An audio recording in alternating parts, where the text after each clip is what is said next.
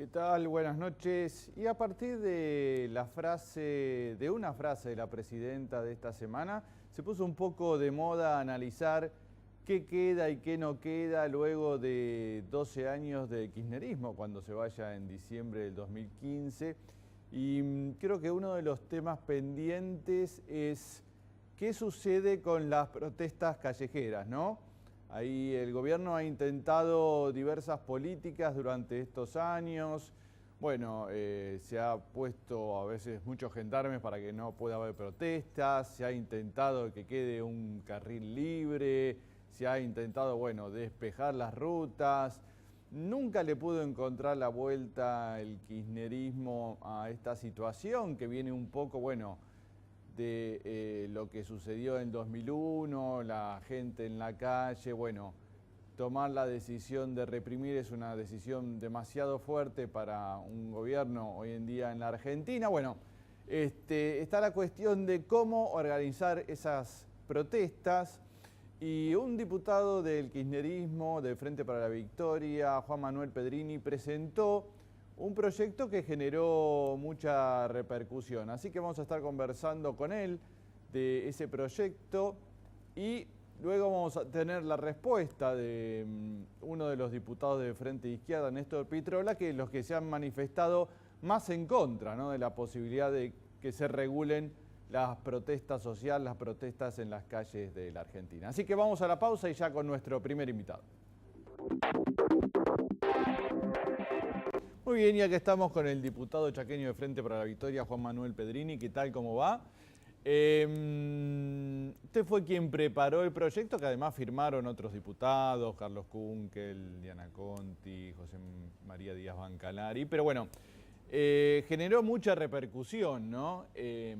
Tanto que después el propio Jorge Capitanich salió a aclarar que no era un proyecto del Poder Ejecutivo, aunque sí planteó que había una necesidad, como que había una aspiración de la sociedad que se regularan las protestas sociales, ¿no? ¿Cuál es el objetivo de este proyecto que generó tanta repercusión?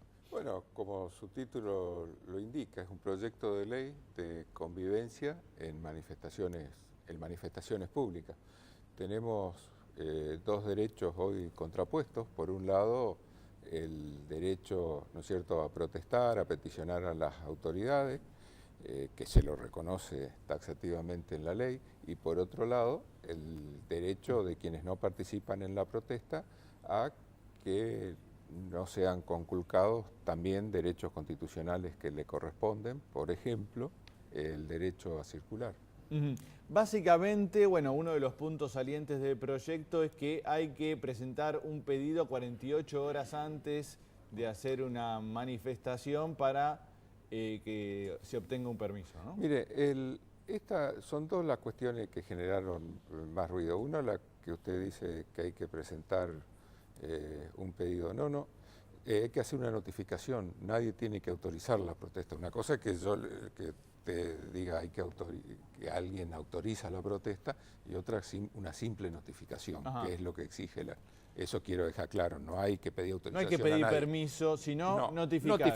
Notificación, porque se prevé. ¿En dónde hay que presentar esa notificación? Una notificación en cualquier comisaría. ¿Cualquier comisaría? O cualquier sede policial, sí. Se notifica, nada más. Y cualquier, digamos, siempre sí.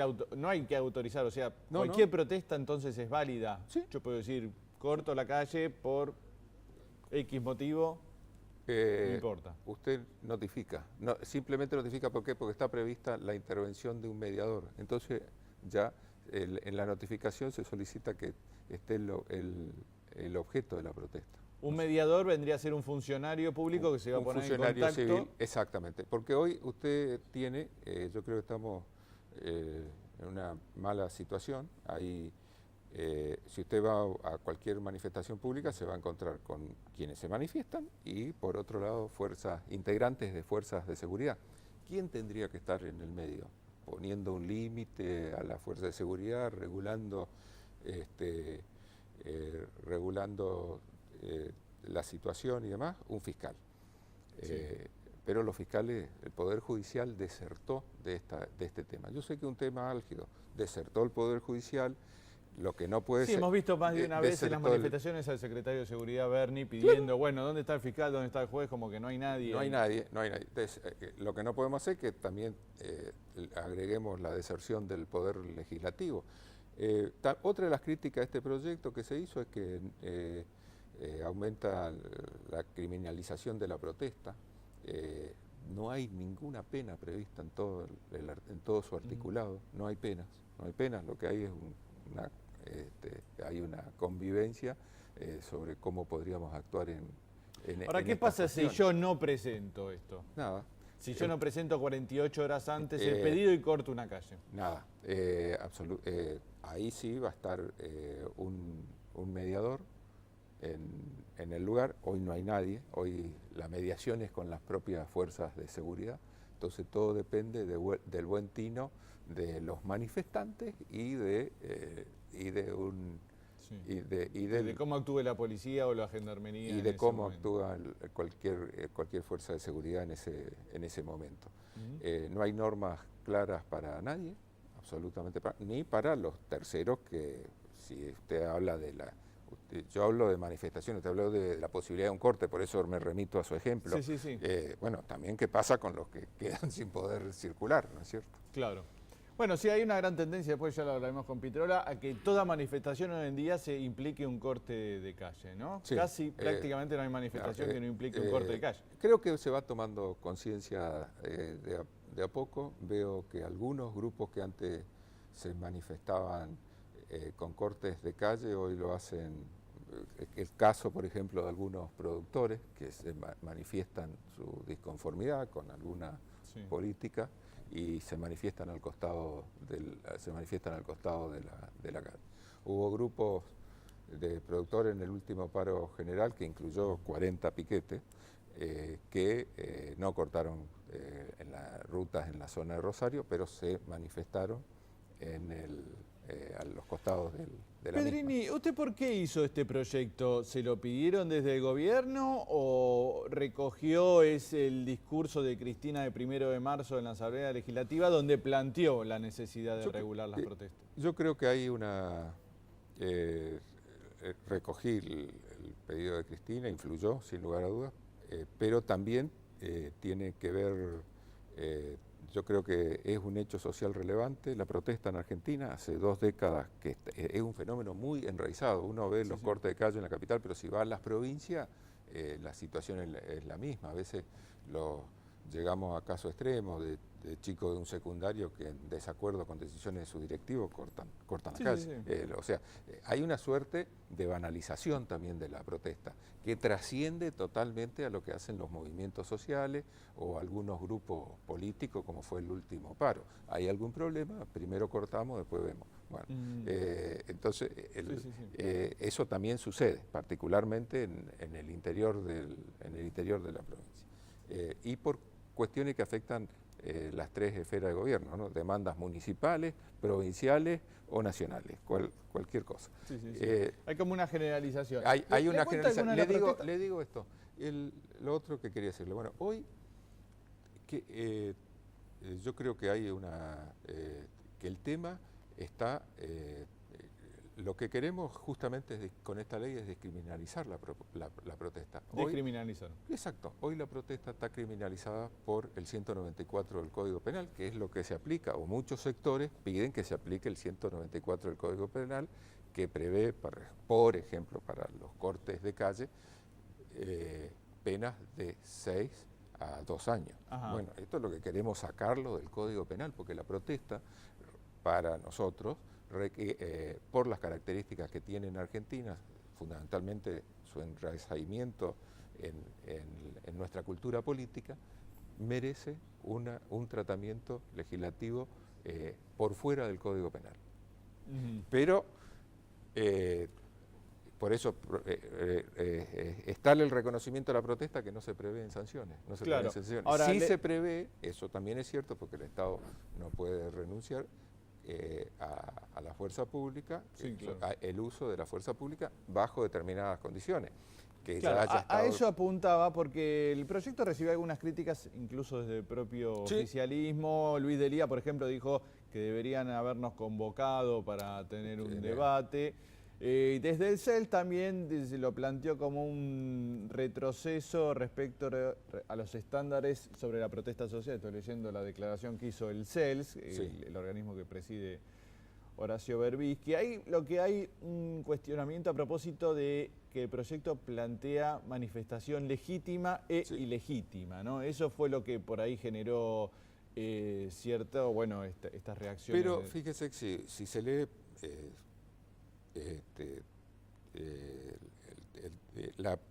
la legitimidad o ilegitimidad no es por el fondo de la cuestión, por las razones de la protesta, sino por su instrumentación. Entonces, lo que sí, como regula, ¿no es cierto?, la protesta, se plantea que es ilegítimo los cortes totales de calle, que es la ilegitimidad, de acuerdo a este proyecto, que puede ser cambiado, que no se afecte a grupos vulnerables, particularmente a personas con capacidades diferentes, que no se afecte a nuestros mayores, que no se interrumpa el servicio de sanidad, particularmente pasos de ambulancia, y que los cortes no sean totales ni se afecte servicios públicos. Lo escuché a Kunkel mencionar este caso tremendo que hubo la otra vez, donde se cortó un puente y se tiró a por un una joven interna sindical. Por una interna sindical. No la dirimieron en el sindicato, la dirimieron, intentaron dirimirla cortando un puente de acceso a la ciudad, a la capital de la Argentina, y hicieron lo que hicieron con una persona discapacitada que llevaba a su mujer embarazada. Y con su mujer. Y es de una irracionalidad. Por eso es lo que yo le hablo. Ahora, ¿qué tienen que ver esos matones con muchos de los legítimos movimientos sociales que se movilizan por demandas también legítimas? Nada, pero es lo que yo le decía de hoy de la banalización de la protesta. Bueno, este proyecto ya entró en diputados, se va a discutir. A mí me generó reacción. Algunos sectores opositores dijeron que era necesario discutir un proyecto así, como que dividió transversalmente algunos bloques. Dividió transversalmente algunos bloques, lo que no dividió es a la sociedad. La mayoría de la sociedad argentina, según encuestas a las que tuve acceso, le digo que en un porcentaje superior al 70%, cree que ya es hora de de tratar la cuestión, porque es un hecho, lo que le decía, el Poder Judicial se desertó. Bueno, el Parlamento, yo creo que ante un hecho social relevante como es tiene que abocarse a la cuestión. No podemos seguir con el artículo 194 del Código Penal, que fue dictado durante la dictadura de Onganía.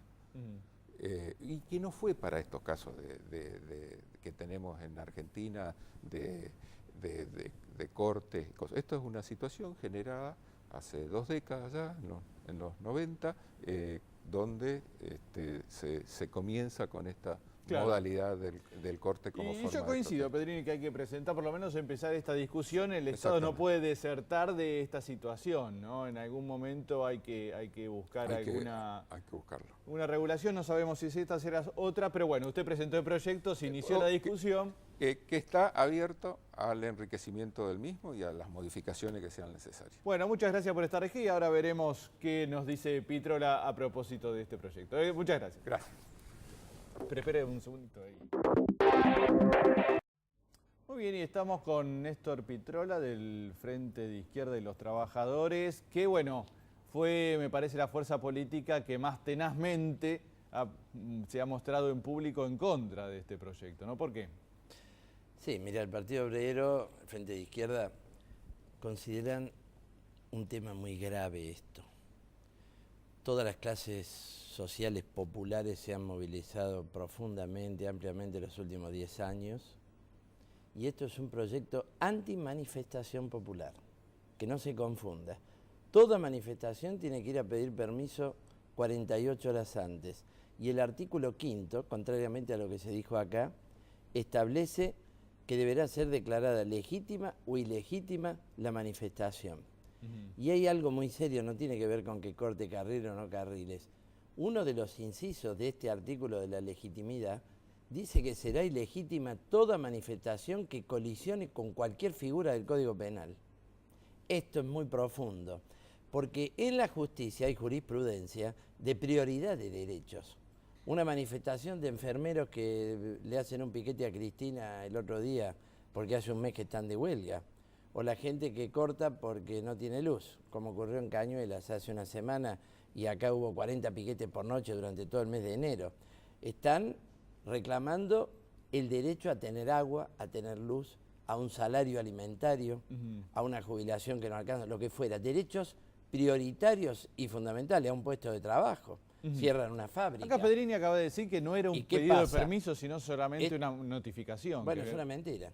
Está la legitimidad o ilegitimidad. Y te acabo de decir que un inciso del artículo 5º plantea que será ilegítima toda manifestación que colisione con el Código Penal. Entonces viene que colisiona con el artículo 194 y entonces se saca de la circulación, se saca de la órbita de los jueces para llevar directamente al Ministerio de Seguridad, que declara cuál es legítima o ilegítima, y directamente actúa la policía, con armas no letales, dice. Solamente con armas no letales. Lo demás, que se aplique todo. Entonces, es un agravamiento de un Estado represivo contra la manifestación popular. Imagínate que el 17 de octubre, por ejemplo, hubieran tenido que pedir permiso 2 días antes, el 15 de octubre de 1945, o el 17 de diciembre del 2001, los caceroleros. La manifestación es un derecho de fondo, porque a vos te quitan, con una jubilación de 2.700 pesos, no tenés derecho alimentario, está cuestionado el derecho a la salud, a la vida, pero ya si te quitan el derecho a luchar por el derecho a la jubilación, ya perdiste el último derecho. Ahora, lo que pasa, Pitrola, hay que pensar también. Bueno, acá el diputado Pedrini planteaba el caso de unos chicos de secundario que pedían por algo de su colegio. El boleto estudiantil, por ejemplo. No, pero él decía una cosa de su colegio. Yo la otra vez recuerdo... O un colegio que se cae. Yo la otra vez recuerdo, pasó en la 9 de julio,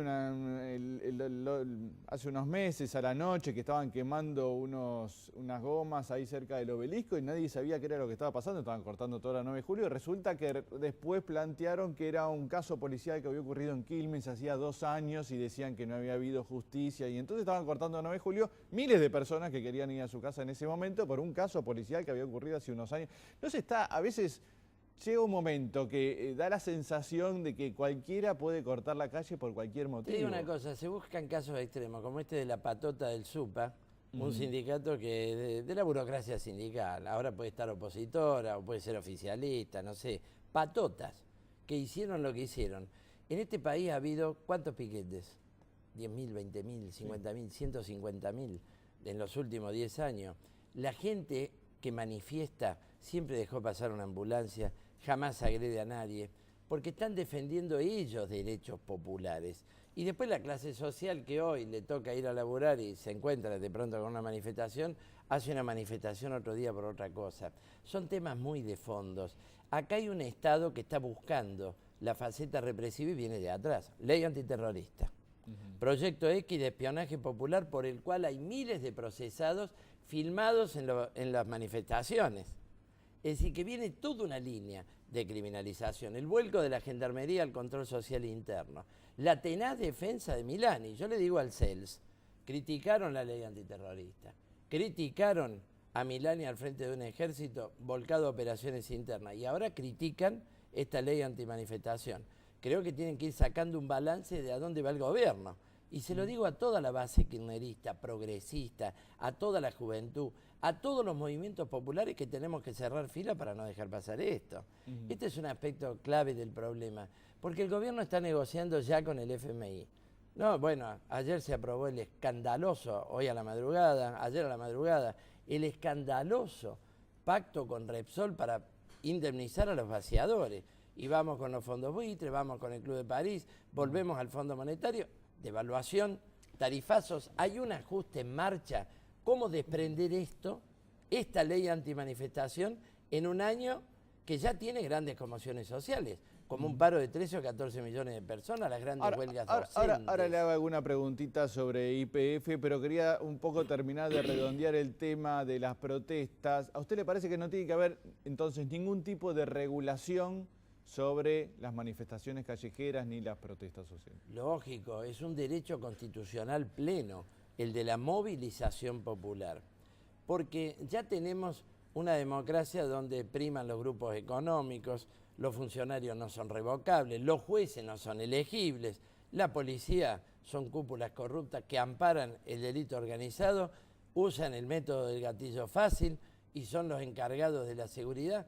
Y en esa comisaría, perdón, y en esos gobiernos, hoy por ejemplo Bernie, él va a tener que ser el encargado de legitimar o no una manifestación popular, que es cuando se traiciona una aspiración popular. De pronto acá hemos tenido grandes manifestaciones de gobierno que subieron hace 6 meses, porque hacen lo contrario de lo que dijeron que iba a hacer. Como dijo Menem, si yo decía lo que iba a hacer no me votaba nadie. Y esto es sistemático en la fuerza política tradicional en la Argentina. Entonces el derecho a la movilización popular lo tenemos que defender, porque es el derecho número 1 de la democracia política. Igual Jorge Capitanich aclaró que no era un proyecto firmado por el Ejecutivo, ¿no? Que era algo abierto a la discusión en diputados. Bueno, este diputado Pedrini es de Capitanich. Capitanich es el jefe de gabinete de Cristina Kirchner, que anunció que hay que hacer una ley antipiquetes en el 1 de marzo, en el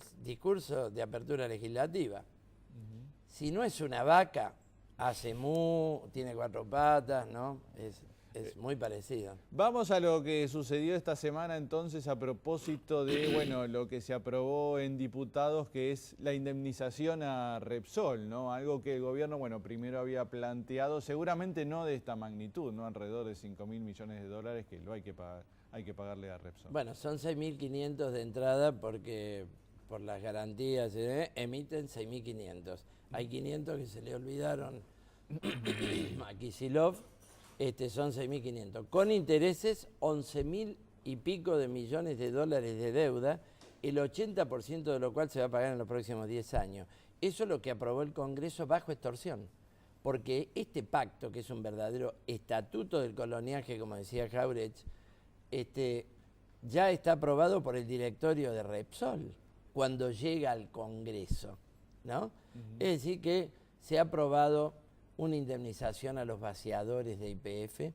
Repsol debía ser llevada a un tribunal para que nos devuelva lo que nos robó de giros de utilidades, de haber comprado la compañía con las propias ganancias de la compañía, de haber no invertido en exploración y dejarnos sin petróleo, hoy importando hasta 15.000 millones de dólares anuales por ahora. Es decir, una quiebra de nuestra balanza energética. ¿Y qué? ¿Para ustedes no había que pagarle nada a Repsol? Por supuesto que no, pero además acá se requiere una nacionalización integral del petróleo. YPF controla el 28% de la explotación y estamos pagando una enorme deuda ilegítima y usuraria por la mitad de ese 28%. Acá hay que nacionalizar el conjunto de la industria petrolera, investigar a todos los que en estos 20 años nos dejaron sin gas y sin petróleo. Lo que no queda claro, en eso puedo coincidir con ustedes, que de dónde salió la cifra de los 5.000 millones. No sé si está en algún lado argumentado o respaldado ese valor. No, se hizo un dibujo con el Tribunal de Tasación después del pacto de los 5.000 millones. Y ahí está previsto por todo pasivo contingente el del balance de la propia Repsol, que son 2.500 millones de dólares. El pasivo ambiental es de 8.000 millones de dólares. Los juicios de los ex YPFianos que fueron abandonados y se volvieron a abandonar, ellos los calculan en unos 10.000 millones de pesos. Estás hablando de los ex empleados de... Claro, los ex YPFianos que fueron echados tenían un 10% de propiedad participada y nunca se les pagó. Hay otros juicios, como el de AES, una petrolera brasileña, por 1.300 millones de dólares.